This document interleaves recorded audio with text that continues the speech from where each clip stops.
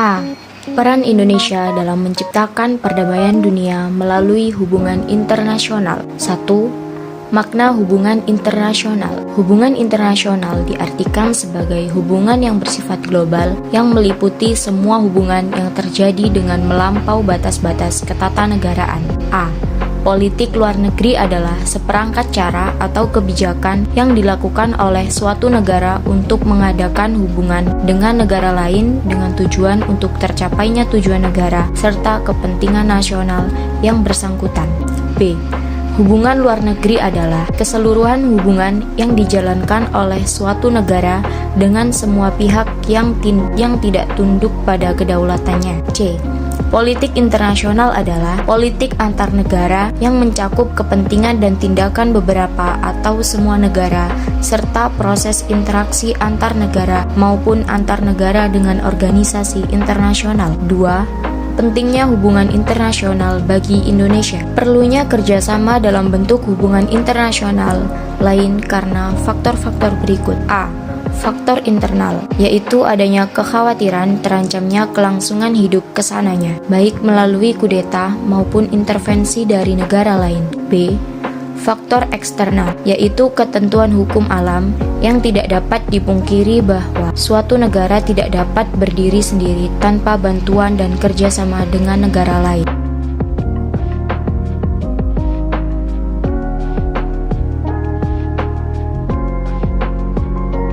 Bentuk kerjasama dan perjanjian internasional yang dilakukan oleh bangsa Indonesia merupakan perwujudan dari politik luar negeri Indonesia. Selain itu, politik luar negeri juga memberikan corak atau warna tersendiri bagi kerja dan perjanjian internasional yang dilakukan oleh suatu negara. Untuk mengetahui corak politik luar negeri Indonesia, coba kalian perhatikan. Pada awal pendirian negara Republik Indonesia, kita dihadapkan pada satu situasi dunia yang dikuasai oleh dua kekuatan negara adidaya sebagai akibat dari Perang Dunia II. Dua kekuatan tersebut adalah Blok Barat di bawah kendali Amerika Serikat dengan mengusung ideologi liberal. Kekuatan lainnya dikuasai oleh Blok Timur yang dipimpin oleh Uni Soviet dengan mengusung ideologi komunis. Kenyataan ini sangat berpengaruh kepada negara Indonesia yang baru saja merdeka dan tengah berupaya keras mempertahankan kemerdekaannya dari rongrongan Belanda yang ingin kembali menjajah Indonesia. Pemerintah Indonesia pada waktu itu berpendapat bahwa pendirian yang harus diambil tidak menjadikan negara kita terjebak dalam kepentingan dua blok tersebut. Negara kita tidak mau menjadi objek dalam pertarungan politik antara dua blok tersebut. Negara kita harus menjadi subjek yang berhak menentukan sikap sendiri dan memperjuangkan tujuan sendiri, yaitu merdeka seutuhnya tanpa ada rongrongan dari negara lain. Dalam kesempatan itu, Dr. Andes Muhammad Hatta menyampaikan pidatonya dengan judul yang sangat menarik, yaitu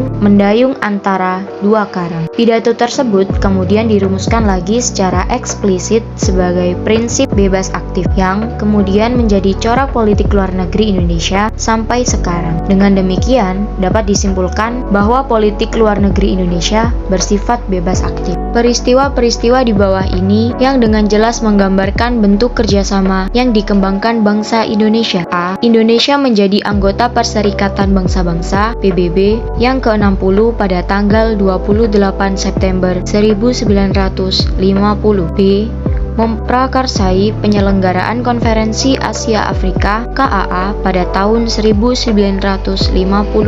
C. Keaktifan Indonesia sebagai salah satu pendiri gerakan non-blok GNB pada tahun 1961.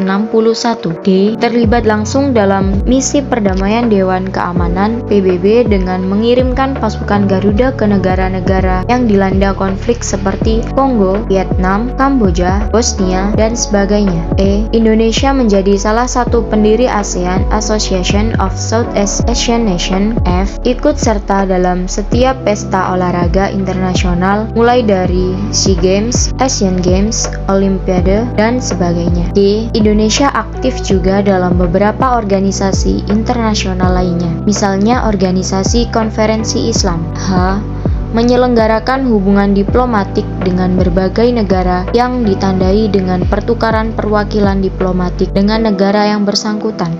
B. Peran Indonesia dalam menciptakan perdamaian dunia melalui organisasi internasional. Secara umum, organisasi internasional dapat diartikan sebagai organisasi yang berkedudukan sebagai subjek hukum internasional dan mempunyai kapasitas untuk membuat perjanjian internasional. Karena merupakan subjek hukum internasional, organisasi internasional mempunyai hak dan kewajiban yang ditetapkan dalam konvensi-konvensi internasional. Indonesia terlibat dalam berbagai organisasi internasional. Hal tersebut sebagai perwujudan dari komitmen bangsa Indonesia dalam menciptakan perdamaian dunia. Berikut dipaparkan peran Indonesia dalam beberapa organisasi internasional. 1. Peran Indonesia di Perserikatan Bangsa-Bangsa PBB. Indonesia resmi menjadi anggota PBB ke-60 pada tanggal 28 September 1950 dengan suara bulat dari para negara anggota. Hal tersebut terjadi kurang dari setahun setelah pengakuan kedaulatan oleh Belanda melalui Konferensi Meja Bundar. Peran PBB terhadap Indonesia pada masa revolusi fisik cukup besar seperti ketika terjadi agresi militer Belanda I.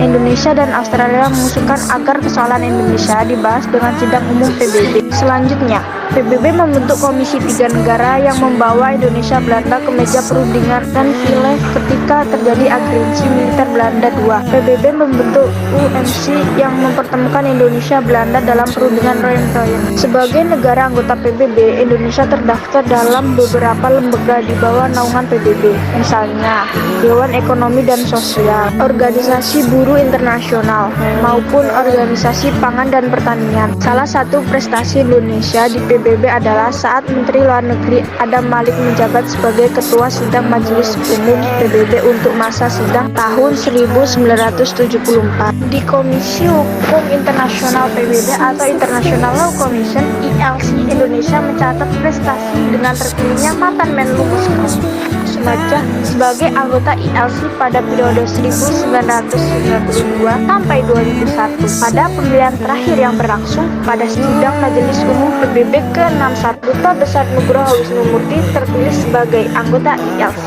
periode 2007 sampai 2011. Bersaing dengan 10 kandidat lainnya dari Asia dan terpilih kembali untuk masa tugas 2012 sampai 2016. Indonesia merupakan salah satu anggota pertama Dewan HAM dari 47 negara anggota PBB lainnya yang dipilih pada tahun 2006. Indonesia kemudian terpilih kembali menjadi anggota Dewan HAM untuk periode 2007 sampai 2010 melalui dukungan 165 suara negara anggota PBB. 2. Peran Indonesia dalam ASEAN. Indonesia sebagai bagian dari Asia Tenggara khususnya dan dunia umumnya. Hal ini sesuai dengan yang tertuang dalam tujuan negara sebagian yang tercantum dalam pembukaan UUD 1945, yaitu ikut melaksanakan ketertiban dunia, perdamaian abadi dan keadilan sosial. Indonesia banyak berperan aktif dalam berbagai organisasi internasional, terutama di kawasan Asia Tenggara. Indonesia menggunakan politik luar negeri yang bebas aktif. Bebas artinya bangsa Indonesia bebas menentukan sikap yang berkaitan dengan dunia internasional. Aktif artinya Indonesia berperan serta secara aktif dalam memperjuangkan terciptanya perdamaian dunia dalam berpartisipasi dalam mengatasi ketegangan internasional. Indonesia adalah negara terbesar di Asia Tenggara dan memegang peranan penting dalam hal keamanan dan stabilitas di Asia Tenggara. Indonesia sangat berperan aktif dalam organisasi ASEAN sebagai semua negara dalam satu kawasan, satu ras, satu rumpun hubungan negara-negara di Asia Tenggara seperti layaknya kakak beradik. Indonesia selalu aktif berpartisipasi dalam setiap penyelenggaraan konferensi tingkat tinggi (KTT) atau pertemuan-pertemuan ASEAN. Indonesia sering menjadi tuan rumah dalam acara-acara penting ASEAN. Di antaranya adalah sebagai berikut. A. KTT ASEAN pertama. KTT ini diselenggarakan di Bali pada tanggal 24 Februari 1976. Dalam KTT dihasilkan dua dokumen penting ASEAN. 1. Deklarasi ASEAN Bali Concord 1 berisi sebagai program yang akan menjadi kerangka kerjasama ASEAN selanjutnya. 2. Perjanjian persahabatan dan kerjasama. Dalam perjanjian ini disepakati prinsip-prinsip dasar dalam hubungan satu sama lain. C. KTT ASEAN ke-9. KTT ke-9 diselenggarakan di Bali tanggal 7 Oktober 2003. Dalam KTT ini dihasilkan deklarasi ASEAN Bali Concord 2 sebagai kelanjutan dari Bali Concord 1 1976. 3. Peran serta Indonesia dalam gerakan non-blok blok. GNB mempunyai arti yang khusus. Sebagai bangsa Indonesia dapat dikatakan lahir sebagai negara netral yang tidak memihak. Hal tersebut tercermin dalam pembukaan Undang-Undang Dasar Negara Republik Indonesia tahun 1945 yang menyatakan bahwa kemerdekaan adalah hak segala bangsa dan oleh sebab maka penjajahan di atas dunia harus dihapuskan karena tidak sesuai dengan pri kemanusiaan dan pri keadilan. Selain itu, disematkan pula bahwa Indonesia ikut melaksanakan ketertiban dunia yang berdasarkan kemerdekaan, perdamaian, abadi, dan keadilan sosial. Kedua, mandat tersebut merupakan falsafah dasar GNB. Sesuai dengan politik luar negeri yang bebas dan aktif, Indonesia memilih untuk menentukan jalannya sendiri dalam upaya membantu tercapainya perdamaian dunia, mengadakan persahabatan dengan segala bangsa. Sebagai wujudan dari politik luar negeri yang bebas dan aktif, lain sebagai arah pendiri GNB, Indonesia juga senantiasa dan memegang prinsip dan aspirasi GNB.